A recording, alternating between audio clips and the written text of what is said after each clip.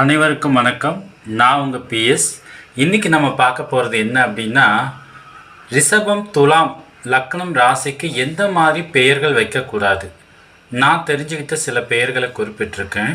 குமார், தங்கமாரி, துரை, செல்வம், விஜயசாந்தி, விஜயகுமார், விஜய், சேகர், ராஜேந்திரன், பிரவீன், சஞ்சய், சஞ்சீவ், ராஜா, ஜெயராஜ், காவேரி, இந்திரா, தமிழரசி, சிந்து, தனலட்சுமி, மணி, மணிகண்டன், விஜயகுமாரி, மனோகர், ராஜி.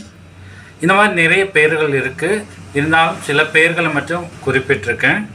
அதாவது ரிஷபம், துலாம் ராசி லக்னத்துக்கு எந்த பெயர் அமையும், எந்த பெயரில் இவங்களை சுற்றி இருப்பாங்க அப்படிங்கிறதையும் குறிப்பிட்டிருக்கேன்.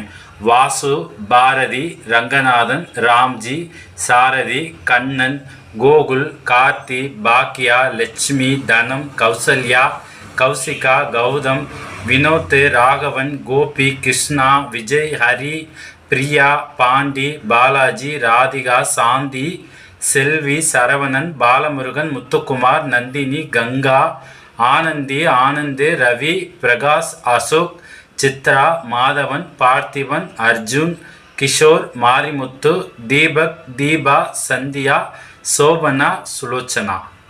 ஸோ இந்த மாதிரி பெயர்கள் கண்டிப்பாக இவங்களை சுற்றி இருப்பாங்க. இவங்க உறவுகள்லேயோ நட்புகள்லேயோ இவங்க சந்திக்கக்கூடிய ஆட்களோ இவங்களை சுற்றி கண்டிப்பாக இருப்பாங்க.